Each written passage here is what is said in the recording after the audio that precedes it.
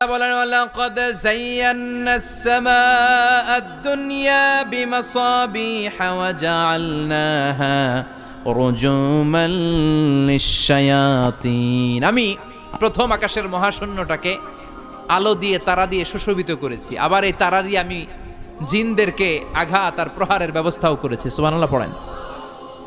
অনেক লম্বা কথা, আমি সংক্ষেপে মেসেজগুলো আপনাদের কাছে পৌঁছে দেই। আল্লাহ বলেন, আমি প্রথম আকাশের মহাশূন্যটাকে তারা দিয়ে সাজিয়েছি। I have beautified the closure sky with light, candle and stars. মাথা উপরের দিকে তুললে আমরা যেটা দেখি এটা কি? আসলে এটা আকাশ না, এটা মহাশূন্য। এটা কি? আকাশ অনেক উপরে, আমরা খালি চোখে যা দেখি এটা প্রথম আকাশের মহাশূন্য। এই প্রথম আকাশের মহাশূন্যের অনেক উপরে প্রথম আকাশ, তারপরে দ্বিতীয় আকাশের মহাশূন্য, তারপরে দ্বিতীয় আকাশ, তারপরে তৃতীয় আকাশের মহাশূন্য, তারপরে তৃতীয় আকাশ। একটার চেয়ে আরেকটা বড়। সুবহানাল্লাহ পড়েন। কত বড়? আপনার এই হাতের আংটিটা, সাহারা মরুভূমির নাম শুনছেন? পৃথিবীর সবচেয়ে ছোট মরুভূমি, তাই না? তাইলে বড়।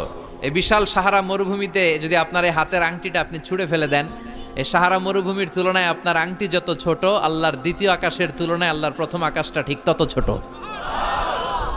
একটার চেয়ে একটা বড়, একটার চেয়ে একটা বড়। আর আমরা মনে করি কত বিশাল জায়গা নিয়ে আমরা বসে আছি।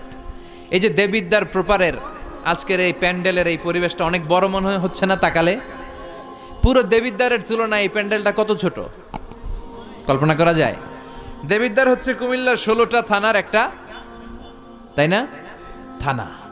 কুমিল্লা হচ্ছে বাংলাদেশের 64 জেলার একটা।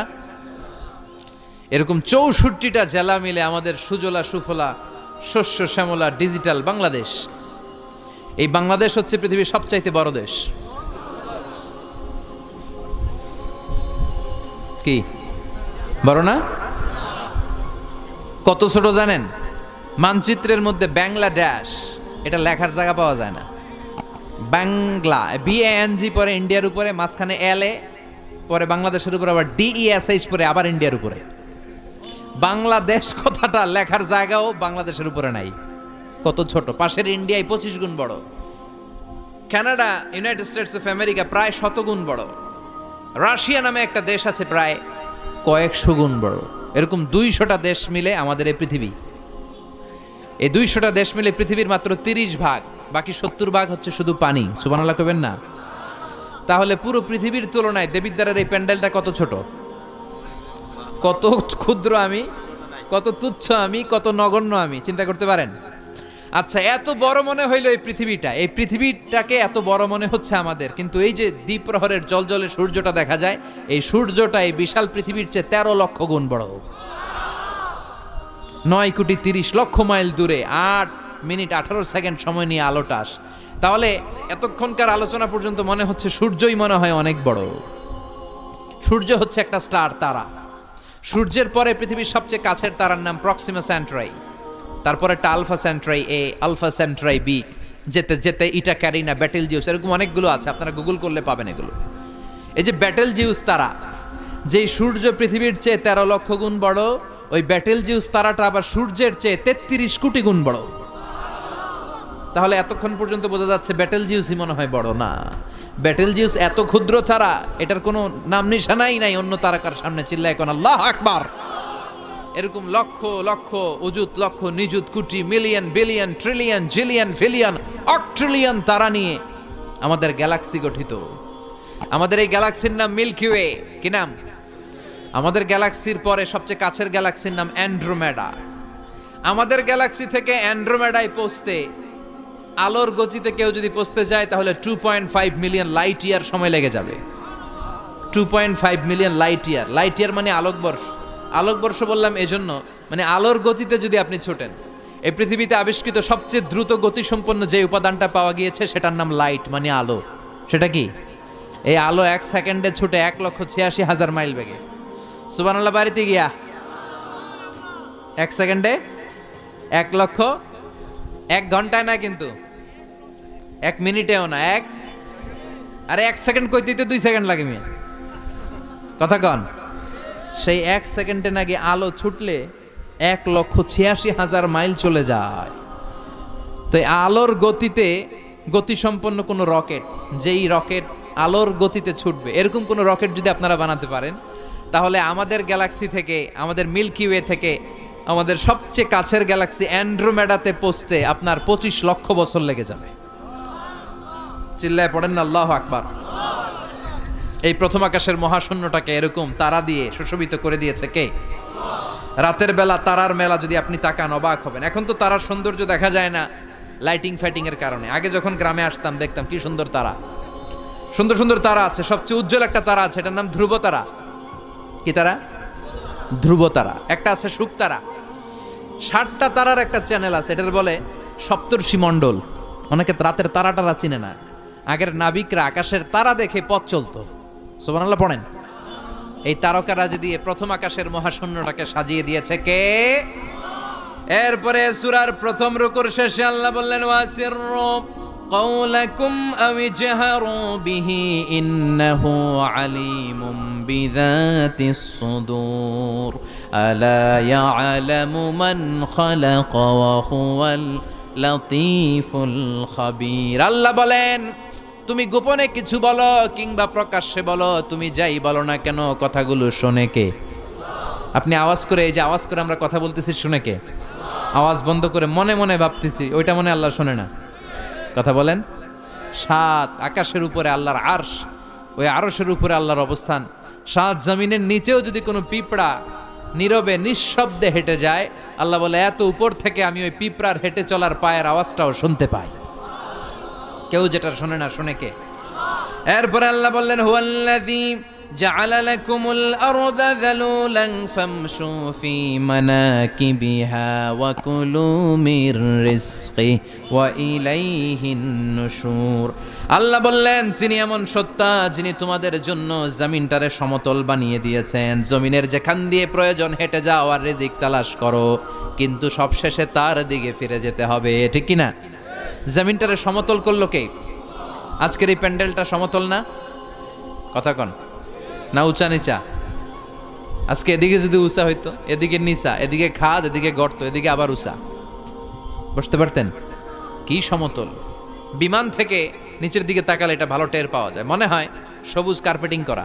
এটা একটা কার্পেট, এটা একটা কার্পেট, কার্পেট কার্পেট, পুরো বাংলাদেশটা মনে হয় যেন আল্লাহ তাআলা সবুজ কার্পেট দিয়ে ডেকোরেশন করে রেখেছে। আল্লাহ বলে সবুজ কার্পেট দিয়ে ডেকোরেশন করেছি দেখে ভেবে নিও না তোমরা বেঁচে গেছো। নাফরমানি আর গাদ্দারি করলে সবুজ কার্পেটের ভিতরেও আগুন আছে না নাই? কি মেকানিজম? উপরে কার্পেট, নিচে আগুন। কার্পেটের নিচে কি? আল্লাহ কোরআনে কসম কেটেছেন ওয়াল বাহরিল মাসজুর, ফুটন্ত সাগরের পানির কসম।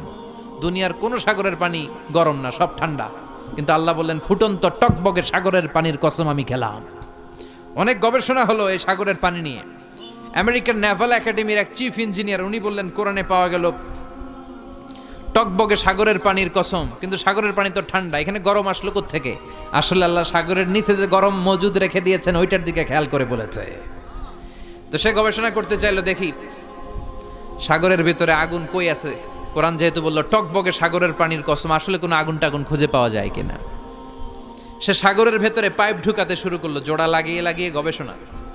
তো পাইপ যেতে যেতে অনেক সাগরের গভীরতা শেষে তলা পাওয়া গেল। তলার ভেতরে সে ড্রিল করে পাইপ ঢুকাতে লাগলো। সে পেয়ে গেল মাটির স্তর, এরপরে পাললিক শিলার স্তর। পৃথিবীর ভিতরে কিন্তু অনেকগুলো স্তর আছে জানেন? এই যে পানিগুলো আমরা নষ্ট করি, এই পানি কিন্তু খাই, আমাদের পেশাবই আমরা খাই। আমাদের এই প্রস্রাবও যদি পৃথিবীর 4-5টা স্তর শেষে নিচের দিকে চলে যায়, এটা মিনারেল ওয়াটারের মতো হয়ে যায়। এই 4-5টা স্তর মাটির ভেতরে রেখে দিয়েছে কে? পাললিক শিলা, রূপান্তরিত শিলা, আগ্নেয়গিরির শিলা। এরপরে যখন সে পাইপ ঢুকাতে শুরু করেছে, সে দেখতে পেল এই পাইপগুলো গলে গলে গলে গলে পানি হয়ে যায়। এত আগুন, এত গরম। সে তো অবাক, সে অবাক পৃথিবীর ভিতরে এত আগুন আসলো কোত্থেকে। তো এই আগুনের টেম্পারেচারটা কতটুকু পাওয়ারফুল এটা চেক করার দরকার আছে না নাই? সে বলল I need fire proof pipe, bring from America. America থেকে ফায়ার প্রুফের পাইপ আনো, পরীক্ষা চালায় দেখি। ফায়ার প্রুফের পাইপ আনা হলো, এবার ফায়ার প্রুফের পাইপ ঢুকাইতে শুরু করছে। সাগর শেষে তলা, পাললিক শিলা, রূপান্তরিত শিলা, আগ্নেয়গিরির শিলা। ওই আগ্নেয়গিরির শিলার পরে যখন ফায়ার প্রুফের পাইপ ঢুকাতে শুরু করেছে। যেই পাইপে আগুন ধরে না, সে দেখতে পেল ফায়ার প্রুফের পাইপগুলো আগুনে গলে গলে ধোঁয়া আর পানি হয়ে যায়। তাহলে এই সবুজ কার্পেটিং এর নিচে আগুন আছে না নাই? এই আগুন মজুদ করে রেখেছে কে?